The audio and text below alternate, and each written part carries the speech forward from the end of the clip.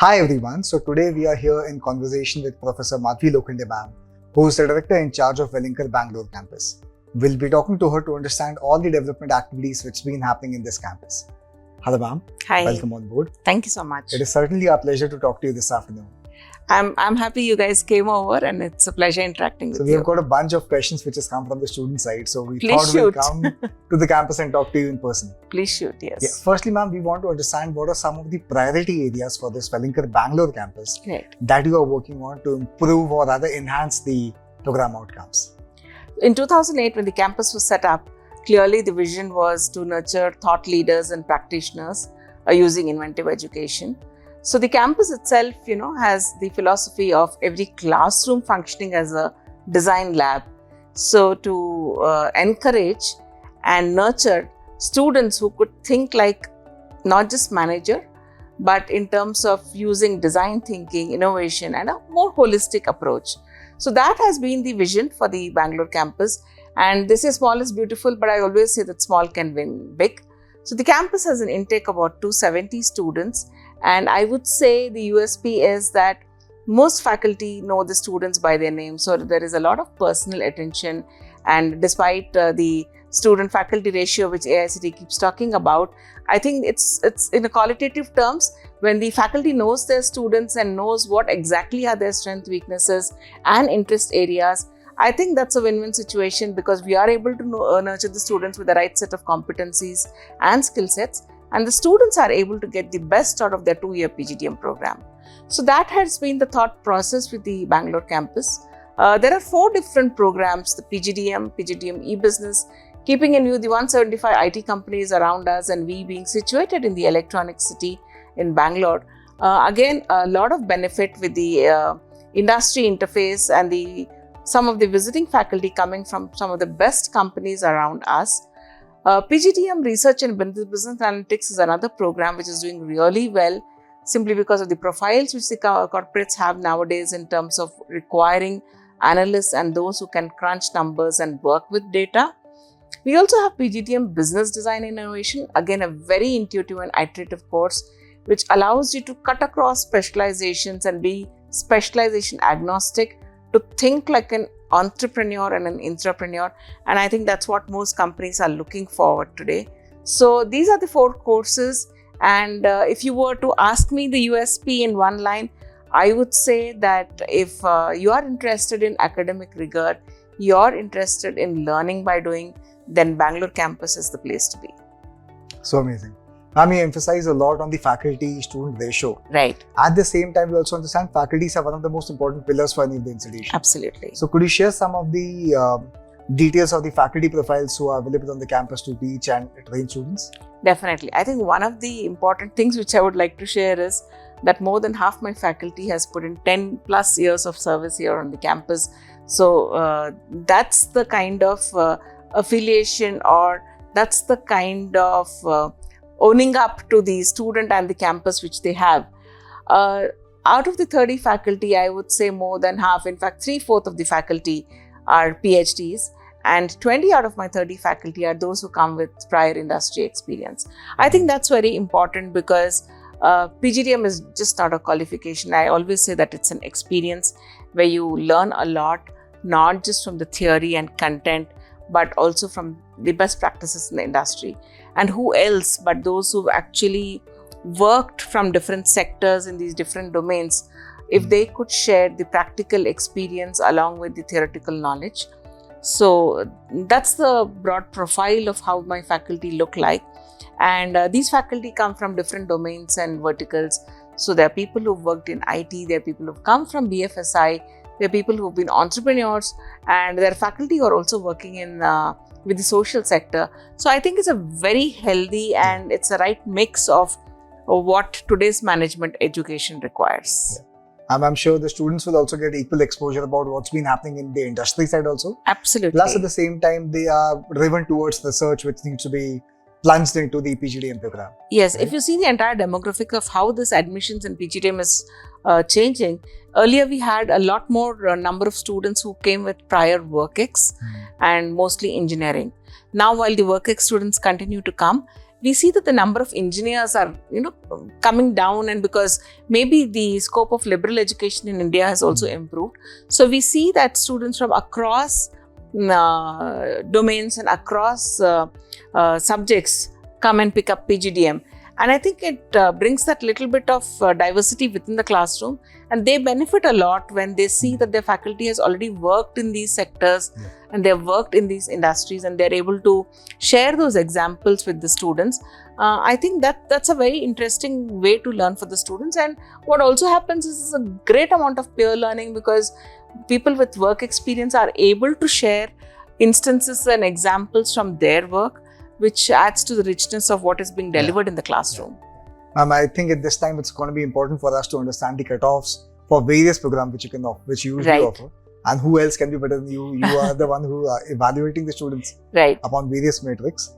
So for various programs, if you can give us the precise or the estimated cutoffs, and what are a couple of things that Welingkar in general looks at beyond the cutoff which is required for getting to the college. Right.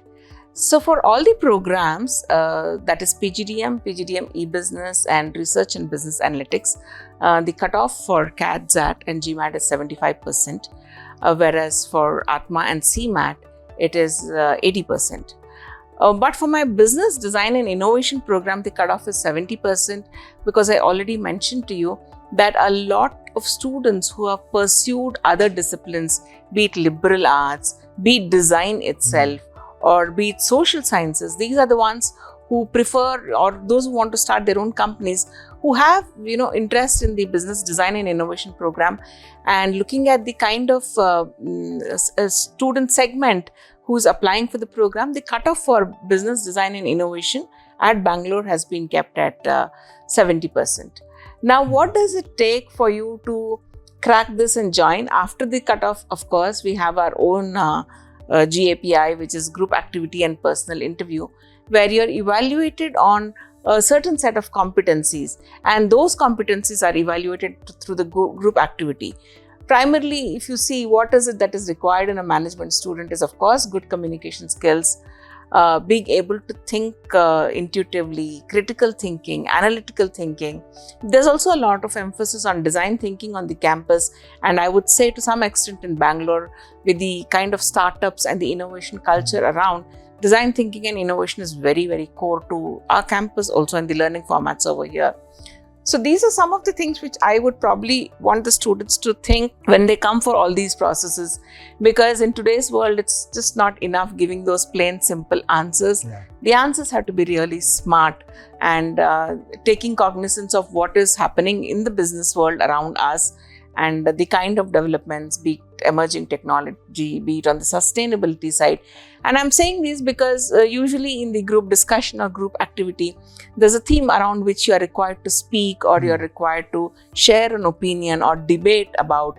And sometimes I feel that students miss out this important habit of reading. So these areas are important for all management students to catch up. And these, I would say, are important for any management education program, as well as the entrance to get into that program. So amazing.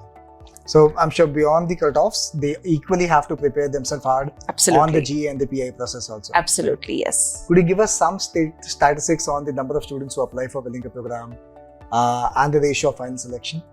So the number of applications every year go up to 15,000, 16,000. Like I said, my intake is 270 and Mumbai has an intake of 700 plus.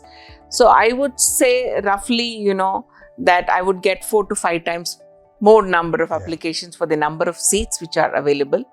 And now the admission which is happening in 2 phases, phase 1, which already we completed last month, and phase 2 is upcoming. And I think good number of student applications coming in. So there is competition, folks, but like I said, it's not just about being intelligent and about the academic score. There are multiple areas where you could really shine. For instance, your scores could be 50% and above, but you've done really well in the group activity, in the personal interview.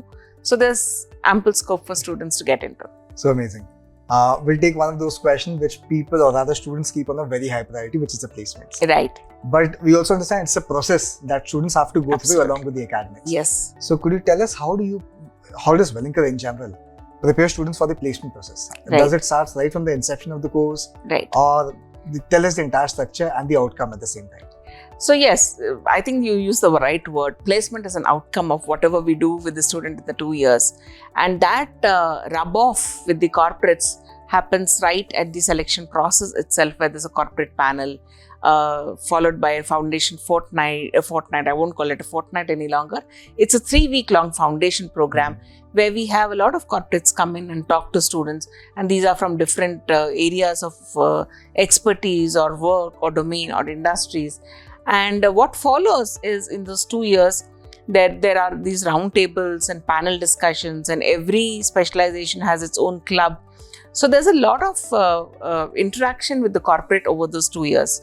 Now, what this does is, one, gives a perspective to the students saying, what is it to be in the workforce 2 years from now? Yeah. 2, they get a trend right from the experts and the industry folks. And for those experts who are coming to the corporate, it gives them a chance to evaluate and interact with the batch formally and informally.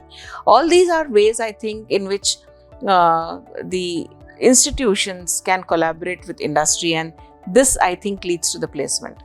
But dedicated efforts towards placement start in the first year itself, where, earlier we used to run a process called as Assessment Center and Development Center. While the process and the philosophy is still the same, we've now invested with SHL, which is one of the leading assessment companies on the globe today. And what the student goes through is a small assessment process and a test, which helps him to understand what his competencies are. And I say this because I feel it's important that a student knows where he stands.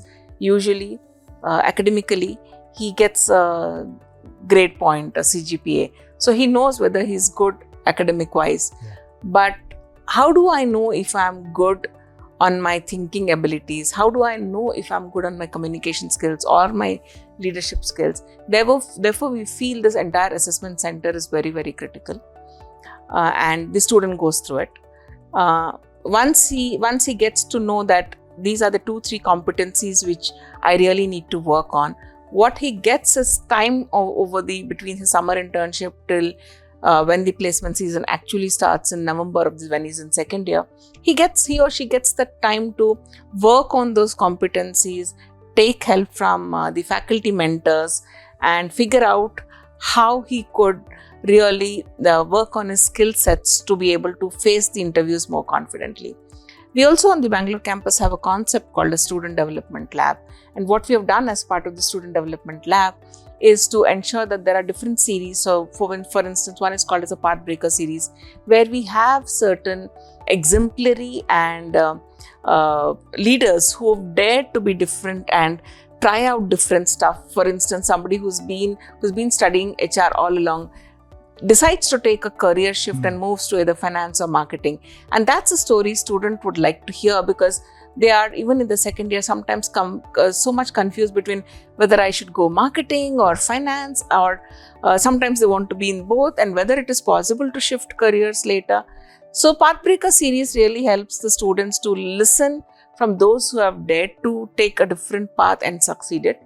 We also have a series called as Brunch with Boss, which allows them to really interact with the business leaders at a formal and informal level. And of course, I have my alumni series, where the alumni who are doing very well in the various roles that they are in come and share their experience, talk about what it is to prepare for an interview, and really do that little bit of morale boosting for the students.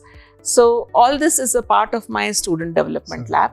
Apart from this, of course, there are leadership programs for them.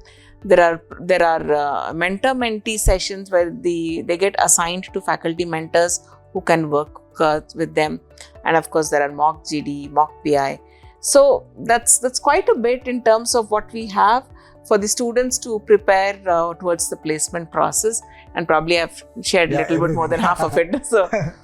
No doubt, ma'am. So I'm sure beyond the assessment, there's an equal opportunity for mentorship, which absolutely, will be given to the students. Obviously, yes. From the academic side, the mentors who are there stationed here, plus at the same time the alumni base would also. Right. And we also evolved a little bit of an interesting format where, in some cases where we see potential that the student has got interest in a specific domain or vertical and it is really a niche area, we also assign an industry mentor. So he gets to talk to the industry mentor, see what the future trends are, how should he prepare for those interviews. So the concept of industry mentor and academic mentor, both are available. It looks quite comprehensive in nature. Yes. Now, so we know that Bangalore is also a startup capital for India. Right. At the same time, you've got a couple of incubation labs also. Yes. Tell us, what are the advantage of running a campus or a brand or institution like Welingkar in Bangalore? So what are the additional advantages which are slightly like intangible in nature the students usually would get if at all they choose Bangalore as a campus? Absolutely. So like I was telling, Bangalore is not just a startup capital, but it's also a center for a lot of research and development by some companies, and innovation is kind of runs across as a horizontal in most of the companies because they have their own centers of excellence and working on some innovative ideas. There are a lot of tech startups and non-tech startups, and what I see is a lot more students wanting to try their hands at entrepreneurship, but the pressure, I would say, in the second year for them is a little bit too much because when they see these companies coming to the campus, you really are torn between whether should I pursue my passion or whether I should just go behind a brand and a fixed salary and, get to the security and safety of having a job. And I'm sure parents have an equal role to play over there because their expectation is that once he or she completes a 2-year program, they should come out with the campus, with at least a job offer on hand. So I see that many of my faculty who even come to teach at the Bangalore campus, apart from the fact that they are faculty over here, they also are part of, the founding team at certain startups. And what they bring along with them is, of course, the expertise, but they also bring along with them these small lessons in entrepreneurship, which says, what is it to come and work on an idea? And we have seen that on the engineering campuses, because a student is there for 4 years, it's much easier. The duration on a management campus is 2 years, but yet we encourage students to learn by doing. And that's why on the campus we have a prototype lab where they could really test out their ideas and, come up with some innovative products, services, which they have been able to test out. And here I would really like to share a small story. So one of the business design students who had gone for his project, and we have a program as part of business design called as Exploring Grassroots. So he had gone to, in a village setting to look at, as part of the course, completing and staying and looking at business formats around. So he saw that the village had got, this areca nuts.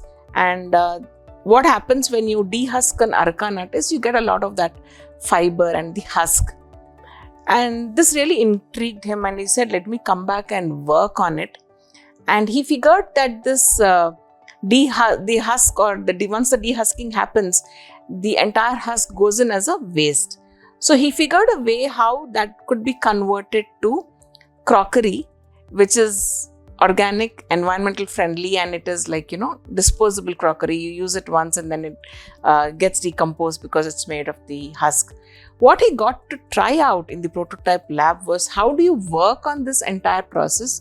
And what we could provide him was that support of mentors where he could really consult them and ask if this idea works well. And I see a lot more of these business ideas coming from students. So this becomes like a playground for them to really test their ideas, which when they really enter into the business format or the corporate world becomes very tough. You really need some safe place where you could maybe fail also. And maybe you try out your product and it works. So I think that's what the Bangalore campus provides to you. And I'm really happy to share that we have close to 18 entrepreneurs from this campus across the years, right from 2008. And some of them are doing phenomenally well. Those who've studied business design program and they learn entrepreneurship and entrepreneurship as part of the course itself, because they have courses like Create Your Business Plan, New Venture Creation. I think all this gives them enough support conceptually and also in in terms of having that entire ecosystem around you. So I think this is what the campus provides you. So amazing. It seems like students learn by doing the art. Absolutely. In fact, recently in the NHRD here runs, in Bangalore chapter runs a HR showcase every year, and they have a track for innovation in academic institutions, especially for innovative pedagogy. So this year we entered our prototype lab, and we said how learning by doing or thinking using your hands is important for these students. And I'm happy to share with you that the Bangalore campus won the first prize for this academic practice. There were 15 institutions which had submitted their practice, and our practice stood out. And I clearly remember what one of the judges said. They said to be able to provide students that platform where they could try out these ideas is like allowing them to play at a trial match before he actually goes to play on the main match. So this is how the campus supports that. So amazing. In the end, we'll just take one last question. Yes. Any message that you want to share with the upcoming batches or the upcoming cohort? Absolutely. What should they be ready with if at all they are looking at Welingkar? So, folks, this is what I would really want to share this with you. As we hear of the technological advancements around us, I think it's equally important to understand how our own skill sets need to evolve, and how we need to really work on ourselves. And I'll say this by giving a simple example. We say good communication skills are required. Earlier, communication was, am I able to speak well, communicate my ideas, write well, communicate my plan to others. But now, just see how communication has changed. I should be able to look at some numbers, get a story out of it, have an insight, be able to share the insights from those numbers with you. So communication itself, something as simple as communication, has undergone a big change. Now, some of the jobs we hear, the titles we hear now, might probably not be there when we talk about 2025 or 2028. So it's very important to be agile, adaptive, and be on a continuous learning mode, because we just can't sit pretty with our degrees saying that I've qualified or I've done my graduation or post-graduation, because by the time you finish a course and come out of it, you will see that the technology around has changed, and you might have to relearn that entire bit. So be on a continuous learning mode and be very, very agile. And most important for the generation, young generation today, please be patient and persistent, because good things will come to you.